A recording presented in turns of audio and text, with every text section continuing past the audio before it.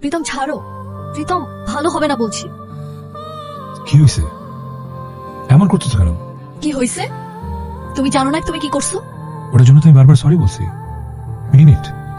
Sorry? তোমার sorry কি পারবে সবকিছু সমাধান করে দিতে? সমাধান করতে পারবে কিনা জানি না, তোমার এই ইগনোরেন্স আমি নিতে পারতেছি না। আর সবাই কেমন আলাদা আলাদা হয়ে আছে। প্লিজ সবকিছু আগের মতো চাই, ভুলে যাও।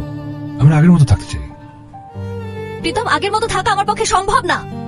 তোমার সাথে আমি আবার মিশবো, আমার সস্তা ইমোশনস গুলো তোমার জন্য গ্রো করবে, যেটা তোমার ভালো লাগবে না।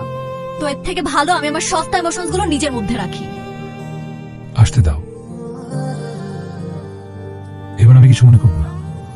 কারণ তোমার জন্য যে ফিলিংস আমার কাজ করতেছে সেটা আগে কারোর জন্য করে নাই। কেমন যেন তোমার মধ্যে হারিয়ে গেছি। তোমাকে ছাড়া আমি আর কিছু ভাবতে পারতেছি না। তোমার এই কথাগুলো না আমার বিশ্বাস করতে একদম ইচ্ছা করছে না।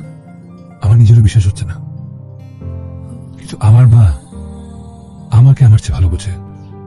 আর আমার মা বলছে আমার মনে তোমার জন্য ফিলিংস আছে। আমি তোমাকে ভালোবেসে ফেলছি। আর আমার মায়ের কথা বিশ্বাস রেখে বলতেছি আই লাভ ইউ। প্রীতম, আমি কি তোমার জীবনের ফার্স্ট লাভ? আমি কার জীবনের সেকেন্ড লাভ হতে চাই না। না, আমার আগে অনেক রিলেশন হয়েছে, কিন্তু কখনো প্রেম হয় নাই। You are my first love.